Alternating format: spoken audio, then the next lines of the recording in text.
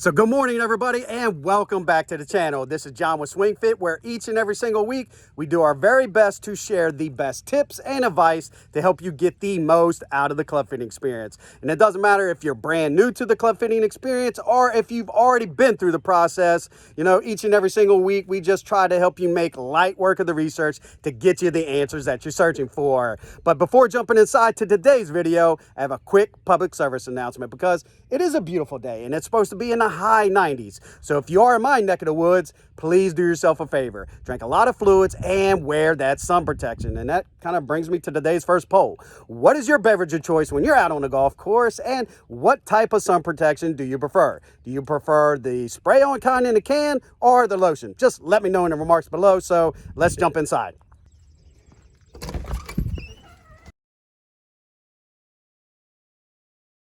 Now, nothing makes me happier than coming into a desk full of packages, because this only means that our products have finally arrived. And with lead times, stretching out to like 6 to 8 weeks, I mean, this is really, really crazy. And believe me, I cannot wait until we get back to normal lead times. Just that way we can get our products into our customers' hands sooner. But press that thumbs up if you know what I'm talking about, if you've been impacted by these lead times. But let's get these boxes, cracked open, see what we got, so that way we can figure out whose clubs we're gonna start building today.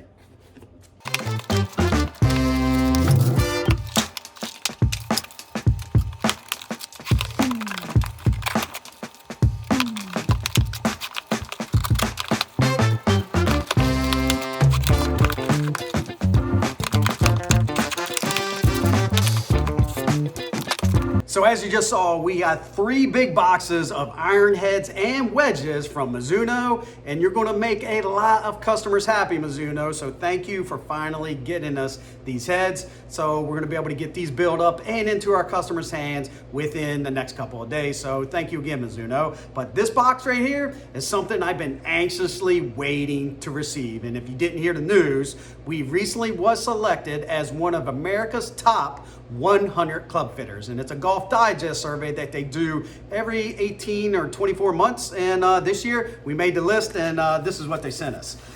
So it's a nice little plaque, and definitely we can actually put this bad boy up on a wall somewhere. But nice little thing here, a little acrylic plaque, acknowledging, the award. So definitely thank you, Golf Digest, for the selection, and thank you guys for your support. But let's get back into today's topic, where we're gonna share 5 tips to not only help you keep the train on the tracks, but also to help you get the most out of the club fitting experience. So without further ado, let's jump in.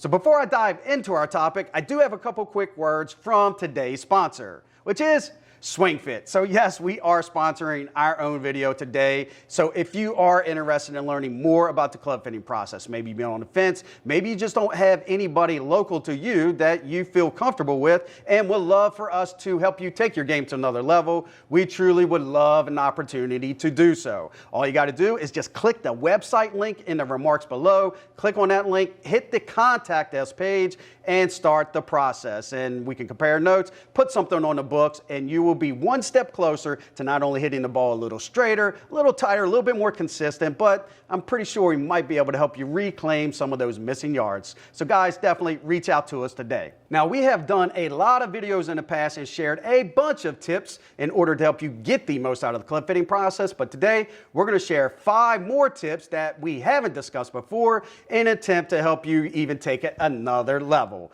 So tip number 1 is do your research. And I know you're probably scratching your head going, John, just didn't you contradict yourself? You've already shared this tip before. You told me that it's important to prepare a short list, know which golf clubs I might be interested in, which shafts I would like to try, and just really hand that to the fitter at the start of the fitting session. And you know what? It is an important step, but that's not the research I'm talking about. What I'm talking about is research the fitting establishment that you're going to be going to, all right? You need to understand everything you can about that fitting establishment. Look at the Yelp reviews or, the Google reviews, whatever it is online. You know what? Are they a reputable club fitter? Do they do a good job? How long have they been in the business? How much options do they have? Do they have just a couple options, or do they have the entire fitting matrix, a bunch of shafts in their lineup? So guys, definitely please do your homework, and this way it could potentially alleviate some of those headaches. But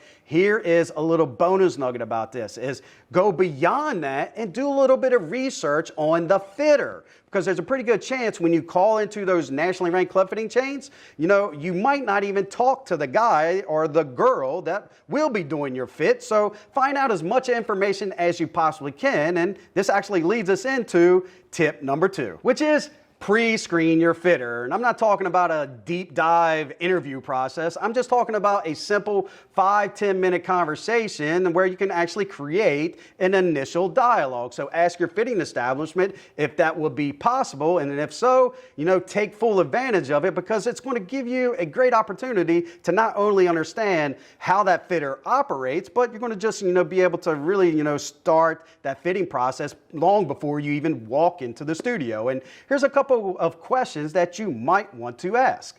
How long have they been in the industry? And more importantly, how long have they been fitting golf clubs? I mean, if it was just a month ago they was working in a fast food place or selling vacuum cleaners, might not be a good fit, and you can actually rule them out right away. So definitely the more years, the better. The second thing I want to know is what form of technology are they using? And more importantly, how long have they been using that technology? I mean, you hear me say all the time, fitting without the use of technology is nothing more than someone's best guess. And in our studio, we don't like to guess, and the technology helps us make sure we can eliminate that guesswork. And the last one is you want to really see how can that fitter communicate to you during the process. So here's how you test that. And that is just have them explain the fitting process from start to finish. And there's a pretty damn good chance if he can articulate the fitting process in that short conversation from start to finish and you have no questions, then that's a really good indicator that during the fit process, he's going to take you through the journey,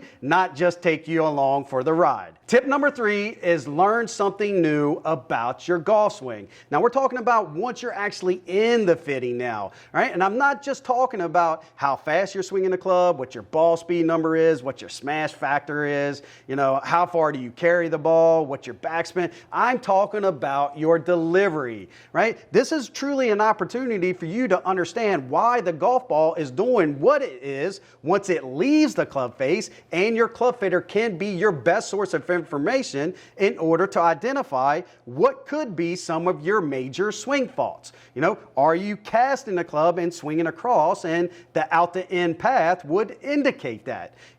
Are you too steep and you're actually hitting down on the ball and you're creating a crazy spin loft window, right? So all these variables about the delivery side, the golf club that is, can truly help you ascertain what things or what areas you should focus on. And that way, once you leave there, and if you have a swing coach, you can share that information with your coach to make sure you're being prescriptive about what you do need to work on. But once again, it is so important to understand that we're optimizing your launch characteristics to help you hit the ball a little bit farther, but understand that the other side of the coin is the delivery. So please take advantage of this opportunity and learn something new about your swing. Now, tip number 4 is something that we will see that impacts more of our customers than anything else. Heck, I will even go as far to say that this is the number 1 complaint that our customers share with us when they come to our studio for a retrofit.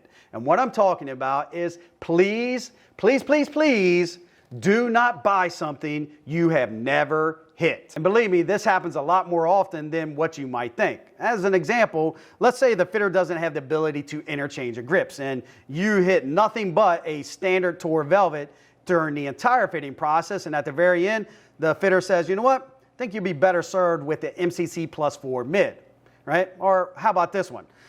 Maybe he doesn't have a full shaft matrix and he's limited on weights or flexes, and you get through the entire fit process and he makes the recommendation, well, based on your speed, I think you would be better served by going a little heavier weight or maybe a little stiffer flex.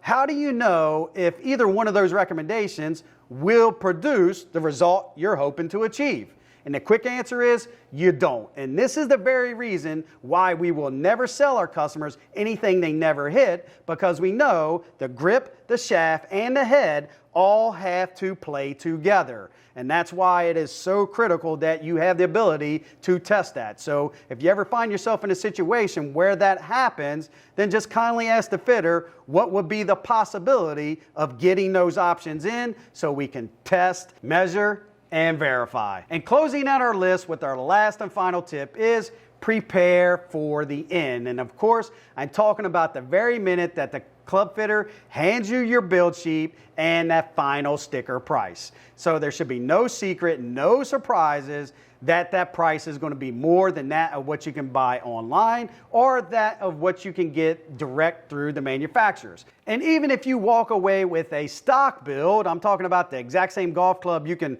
walk into your local sporting goods store and buy it right off the shelf, you will pay a little more at your local fitting establishment, because not only are you paying for the fitter's time and recommendation, but you're paying for the use of the facility. You're also paying for the use of the demo matrix, as well as any small customization that fitter might have to make. And as a general rule of thumb, you can expect to pay anywhere between 20 to 25% more for a stock build. And if you require additional customization, maybe like an aftermarket shaft or maybe a full-blown set of custom built irons, then your price can go up as high as 40 to 55% more. But please take that with a grain of salt, because your price might vary from fitter to fitter. But here's a quick tip to help you prevent that sticker shock moment, and that is have the budget conversation right out the gate. I'm talking about during the interview process. And, just share with your fitter what your budget is, and most importantly, let him know what you don't want to exceed. Because I can promise you there is nothing worse than going through the entire fit process, identifying the best set of golf clubs, to only find out late in the process that we've exceeded your price point. So guys, that's it. That's our 5 quick tips. I truly hope you found value in this information we share with you today. If you have any questions or comments, leave them in the remarks below. And if you did find value, please do me a favor, smash that thumbs up, and don't forget to take a look at one of these videos over here to the side, because there just might be a couple more tips to help you take your game to the next level. So until next week, thanks for watching.